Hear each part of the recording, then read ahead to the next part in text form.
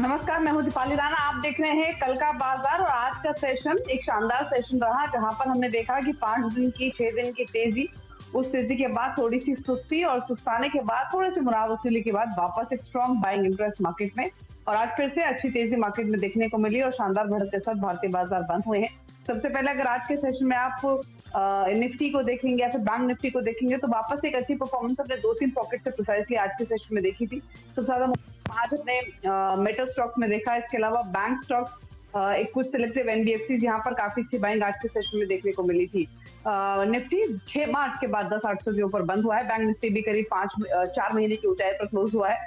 22,900 के ऊपर क्लोजिंग हुई है बैंक निफ्टी की और ये 16 मार्च के बाद का लेवल है। छोटे मछोटे स्टॉक्स भी अच्छी परफॉर्मेंस आज के सेशन में दिखा रहे थे।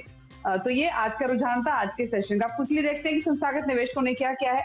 एफआईएस की ओर से खरीदारी हुई है, क्वांटम भले ही कम है लेकिन बाइंग उनकी ओर से हुई है 212 करोड़ की और साथ ही डीआईज ने मुनाफा लिया है 803 करोड़ के आसपास का। तो ये आंकड़े हैं। का फोकस वो रिजल्ट सीजन पर रहेगा, जो कि जिसकी शुरुआत हो जाएगी और कोविड का एक्चुअल में कितना इम्पैक्ट आया है, क्या मैनेजमेंट के आगे के लिए कमेंट्री आ रही है, वो बहुत इंपॉर्टेंट रहेगी। इनफैक्ट शर्मिला जोशी आज की जानकार भी हमारे लिए मौजूद है आपके सभी सवालों के जवाब देने के लिए भी।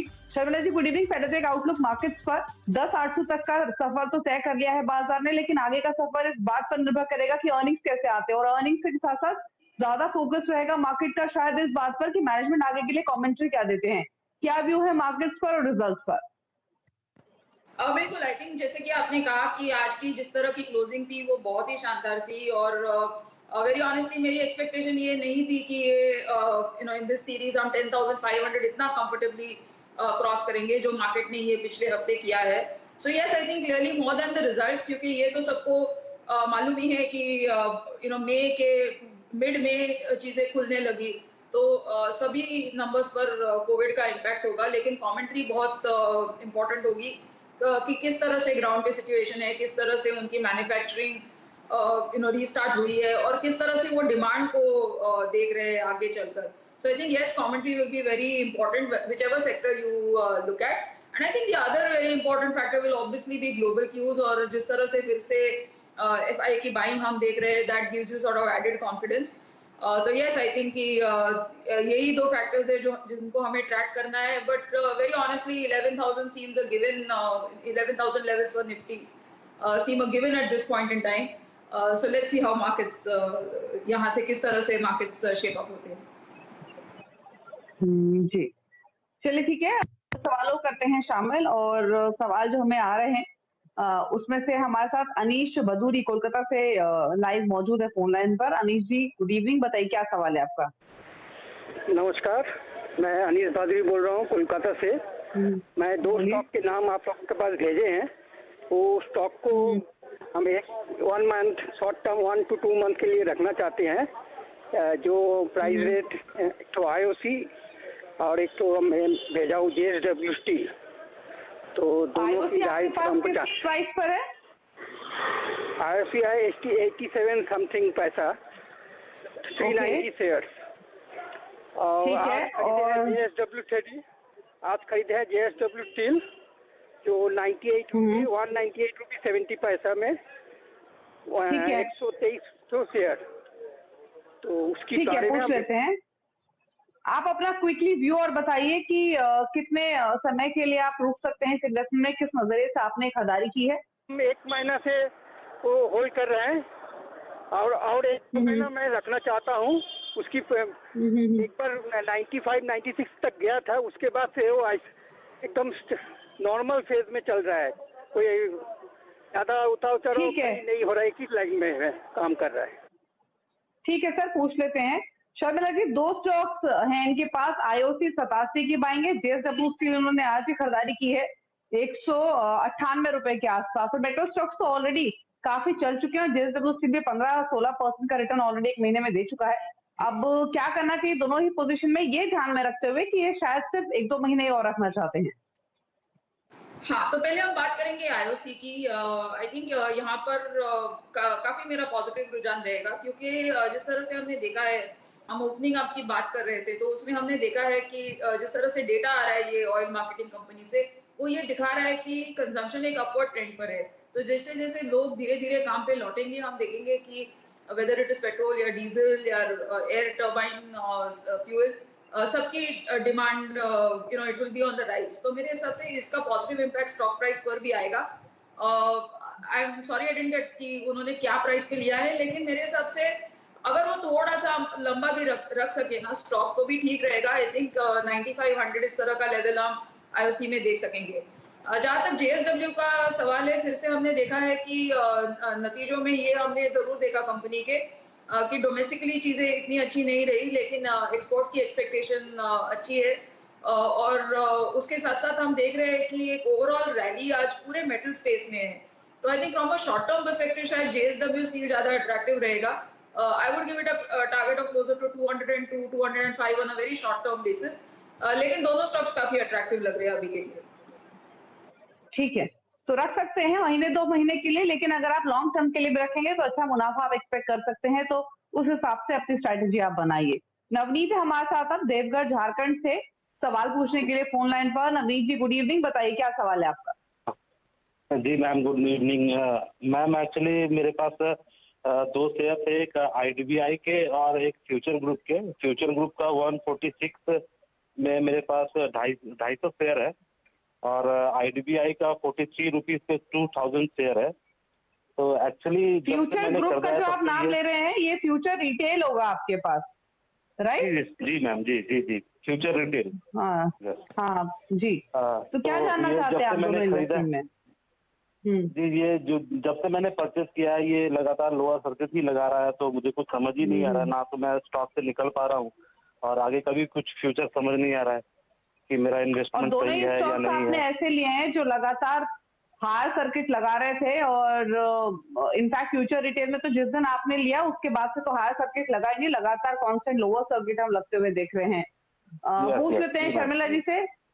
शर्मिला जी बताइए, फ्यूचर रिटेल 146 की इनकी बाइंग है, 110 के आसपास आज आ चुका है पिछले 3 दिन के कांस्टेंट लोअर सर्किट के बाद। और सिमिलरली आईडीबीआई बैंक यहाँ पर 43 का बाइंग है, ये भी अगेन अब लगातार अपर सर्किट के बाद लोअर सर्किट लगा रहा है, लेकिन इसमें एटलीस्ट राहत यह है कि इनके भाव से अभी भी 3 रुपए ऊपर है। क्या करना चाहिए दोनों ही शेयर्स में?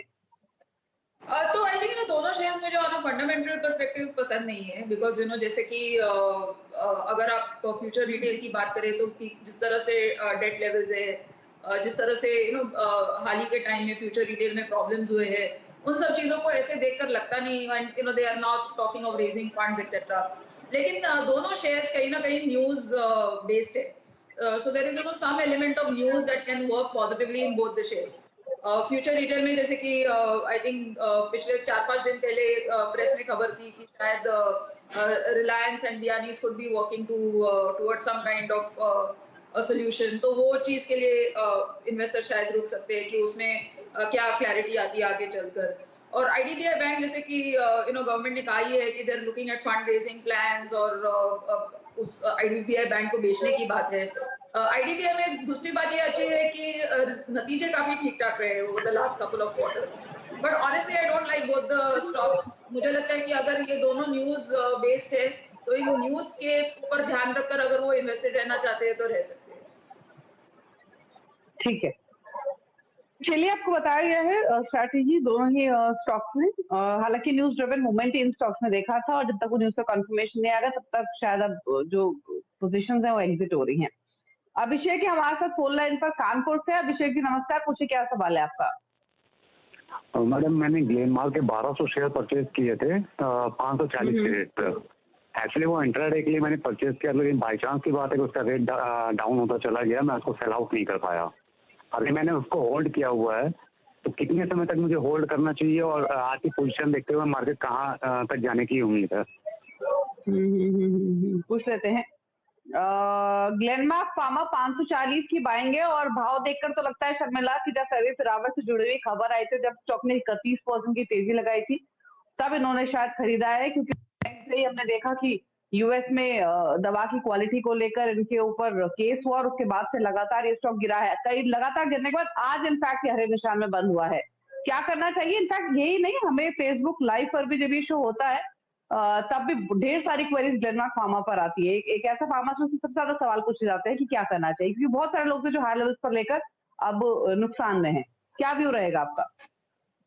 यस आई थिंक प्रिसाइजली जो दो चीजें आपने कही वो वरिंग एक चीज जो आपने कही वो वरिंग फैक्टर है कि एक प्राइस फिक्सिंग का एलिगेशन उनके ऊपर यूएस में लगाया गया है कि उन्होंने 2-3 और कंपनी के साथ कल्यूड करके कुछ जेनेरिक्स का प्राइस फिक्स करने की बात हुई। Of course they have denied that, लेकिन इसका इम्पैक्ट हमने स्टॉक प्राइस पर देखा।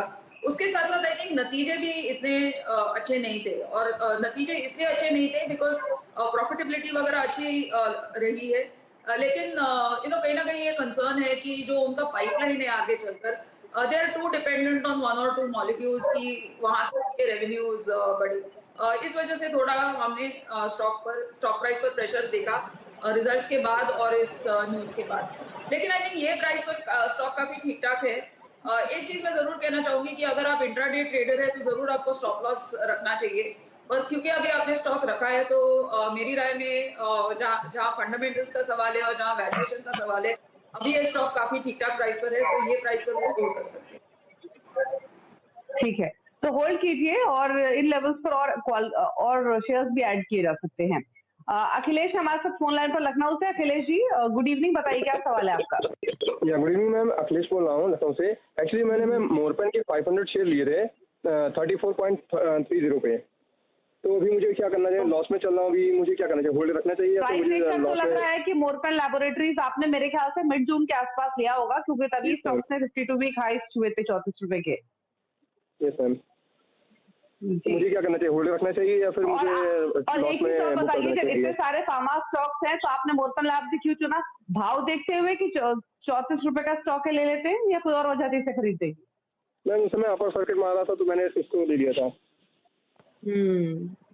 शर्मिला जी, इनफैक्ट हम अपनी मुहिम में भी ये बात बार बार कहते हैं कि भाव देखकर नहीं, क्वालिटी देखकर स्टॉक खरीदिए, और इन्होंने वही गलती की है। इन्होंने भाव देखकर खरीदा कि स्टॉक छोटे लेवल का है और प्लस लगातार अपर सर्किट लगा रहा है, तो ले लेना चाहिए। अब देखिए 34 रुपए का 52 वीक हाई 18 जून को छुआ था और तब से लगातार नीचे आ रहा है, 23 रुपए पर आ चुका है। क्या सजेशन होगा इनके लिए? यस आई थिंक जैसे कि आपने कहा दो खतरे हैं। एक तो उन्होंने क्योंकि 30 रुपए का स्टॉक है, अपर सर्किट लग रहा है, इसलिए लिया, which is I think always a wrong logic to buy a stock. और उसके साथ साथ मुझे लगता है कि जब आप स्टॉक लेते हो तो आपको कुछ तो मालूम होना चाहिए, क्योंकि ये ऐसा मार्केट है अभी का वेर जैसे आज पूरी दिन आपके आवाज पर भी जिस तरह से चर्चा रही कि रिटेल क्लाइंट्स काफी आ गए हैं मार्केट में, एंड इनफैक्ट उनका आज वेटेज ज्यादा है इन टर्म्स ऑफ वॉल्यूम और जिस तरह का एक्शन है। तो ऐसे में होता क्या है कि you could end up buying the wrong stock, और जब चीजें खराब हो जाएगी then you will be left holding the baby as they say, क्योंकि फिर आप उसको बेचना नहीं चाहोगे और आप ये सोच के सोचते रह जाओगे कि ये मैंने क्यों लिया, क्योंकि आपने आपका डिसीजन किन चीजों पर बेस किया है वो आपके दिमाग में हमेशा क्लैरिटी होनी चाहिए। जहां तक मोरपन लैब्स का सवाल है, हम देख रहे थे कि रिजल्ट्स एक्चुअली इसके काफी इंप्रूव हो रहे थे, and if you actually see the stock ने बहुत शार्प रन अप देखा है फ्रॉम इट्स 52 वीक लो। 7 रुपए से लेके 35 रुपीज तक गया है, तो that way it's been a performer. लेकिन अब वो जाके वो वहां से करेक्ट हुआ है बिकॉज ऑब्वियसली लोग प्रॉफिट बुक करेंगे जिन्होंने लोअर प्राइस पे लिया है। So I really think you should exit the stock, और अच्छे क्वालिटी फार्मा नेम्स में उनको इन्वेस्ट करना चाहिए, लेकिन मोरपन लैब्स में से एक बार निकल जाइए, बिकॉज काफी हद तक जो पॉजिटिव न्यूज थी रिजल्ट्स में वो ये प्राइस पर भी डिस्काउंटेड है। ठीक है, चलिए रोहित हमारे साथ फोन लाइन पर दिल्ली से। रोहित जी गुड इवनिंग, बताइए क्या सवाल है आपका? हाँ जी गुड इवनिंग मैडम, मेरे दो सवाल हैं। एक तो हालांकि आपने आईडीबीआई का भी था जो आपने अभी ऑलरेडी क्लैरिफाई कर दिया है, तो I am holding that account. तो ये मेरे गोदरेज एग्रोवेट के शेयर हैं 500 at the cost of 500 only, at the cost of 500, 3300 share है 500 की कॉस्ट पे। और वो जब से मैंने लिया है आपके आवाज समाज उसमें कल का खिलाड़ी आज में करके, तो तब से अभी तक वो शेयर डाउन ही हो रहा है, वो उस दिन से बढ़ा ही नहीं है। तो मुझे पता करना है, मैं थोड़ा टाइम रख भी सकता हूँ, तो क्या मैं उसको कंटिन्यू रख लूँ अगर मैं महीने 2 महीने 3 महीने, so that I can get a better price. And secondly, अगर आईडीबीआई को दोबारा अच्छे से क्लैरिफाई कर पाएँ कि अगर हम 2-3 महीने भी रख लें बेटर स्टॉक, तो ठीक है, या हम इसमें, क्योंकि आपका लोअर सर्किट लग रहा है, तो जब भी हम इसको सेल करना चाहते हैं सेल भी नहीं हो सकता, और जब हायर था तो बाय नहीं हो सकता, मतलब सेल नहीं हो सकता था ना हायर उस पे क्या बोलते हैं सर्किट पे ना लोअर सर्किट पे। जी तो हमें क्या इससे बाहर निकल जाना चाहिए, या लॉन्ग टर्म के लिए रख भी ले तो भी कोई नुकसान नहीं होगा फॉर अ बेटर प्राइस? पूछ लेते हैं बताइए Sharmila ji, IDBI bank again similar question आपने सुना, और दूसरा गोदरेज एग्रोवेट 499 की बाइंग है।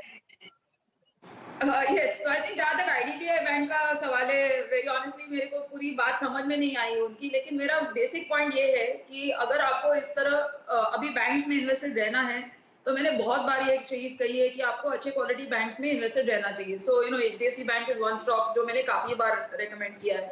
तो मेरे हिसाब से उस तरह के नाम्स में आपको इन्वेस्टेड होना चाहिए। आईडीबीआई बैंक में सिर्फ इतनी पॉजिटिव अभी बात है कि इसमें न्यूज फ्लो है, तो अगर आप वो न्यूज फ्लो को ट्रैक कर रहे हैं और आप उस न्यूज फ्लो को देखकर अगर आप इन्वेस्टेड रहना चाहते हैं ये स्टॉक में, तो जरूर रहिए, लेकिन ऑलवेज कीप अ लुकआउट कि क्या न्यूज फ्लो है, क्योंकि अभी ये फिर से बात चल रही है कि गवर्नमेंट इसको बेचने की तैयारी में है, और वो आपको न्यूज ट्रैक करनी होगी कि किस तरह से वो डेवलप होती है बात, कौन उसको लेने आता है, क्या प्राइस होता है, और शायद आपको उससे थोड़ा अपसाइड मिले। जहां तक गोदरेज एग्रोवेट की बात है, I am more positive on this as a play, क्योंकि हमने देखा ही है कि उनके जो the line of businesses that they were in, government ने काफी किया है इनकी मदद करने में, वेदर इट इज फिशरीज और whether it is animal feeds, उस तरह के जो बिजनेसेस में उनका एक्सपोजर है, उसमें पैंडेमिक का हिट जरूर आया। स्पेशली हमने देखा कि फिशरीज और जिस तरह से बात हो रही थी उस time at the start of the pandemic कि ये you should not be eating nonveg etcetera, उस सब चीजों का हिट जरूर रहा स्टॉक पर, लेकिन हम देख रहे हैं कि अभी वहां पर चीजें इंप्रूव हो रही है और गवर्नमेंट से भी उनको मदद मिल रही है। So this is definitely a stock that I like, और मेरे हिसाब से ये आप होल्ड कर सकते हैं। I think you should see my target on the stock would be closer to 505 508। ठीक है, तो सजेशन आपको मिला है गोदरेज एग्रोवेट पे रख सकते हैं आप लॉन्ग टर्म के हिसाब से। एक ब्रेक के लिए यहाँ पर रुक रहे हैं, वापस लौटेंगे, कुछ और सवालों करेंगे शामिल। आप देखिए कल का बाजार।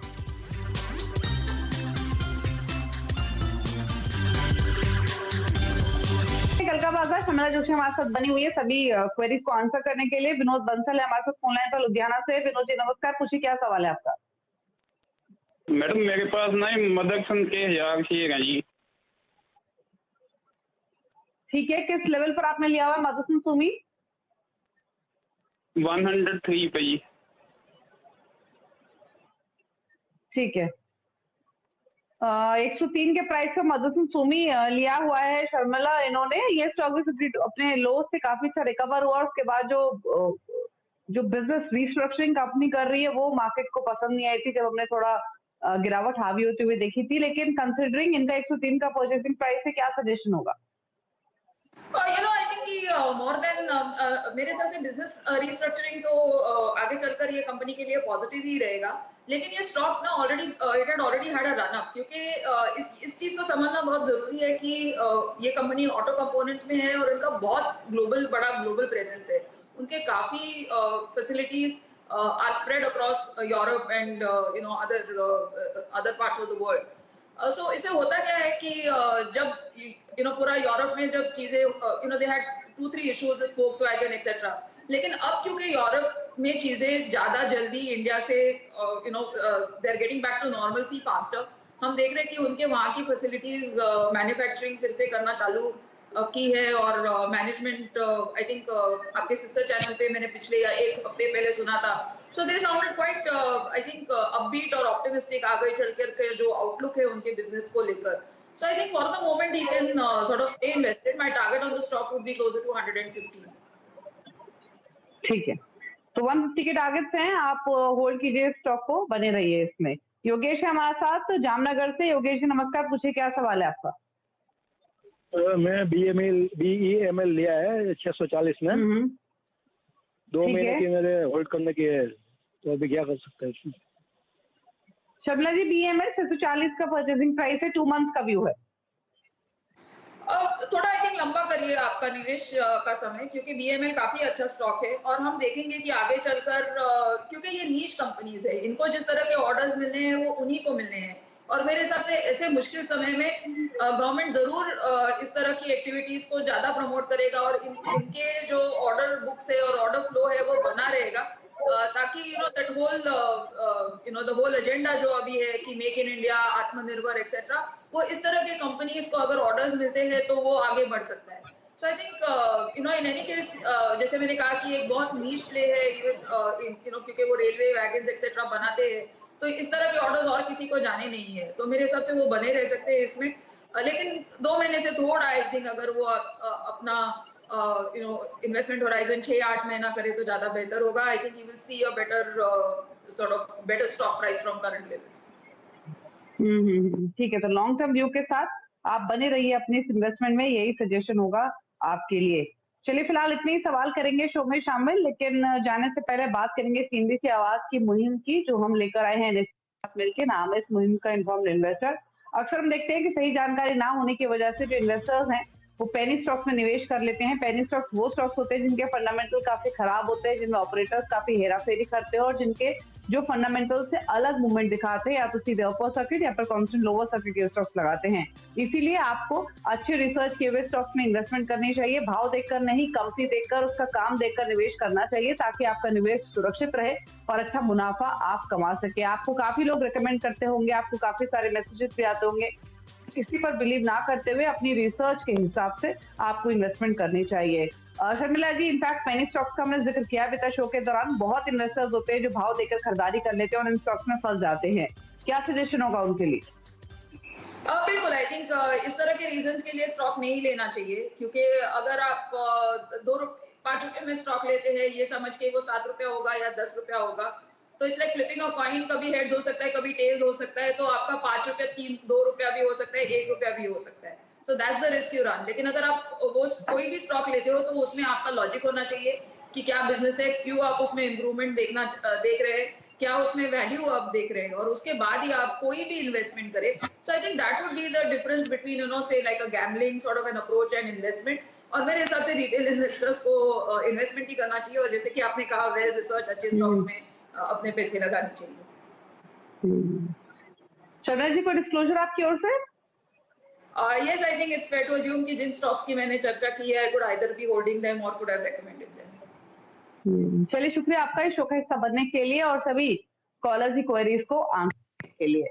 इसी के साथ कल का बाजार में इतना ही। नई खबरों पर लगातार अपडेट के लिए सीएनबीसी आवाज से जुड़े रहिए। ट्विटर, फेसबुक और यूट्यूब के जरिए। नमस्कार।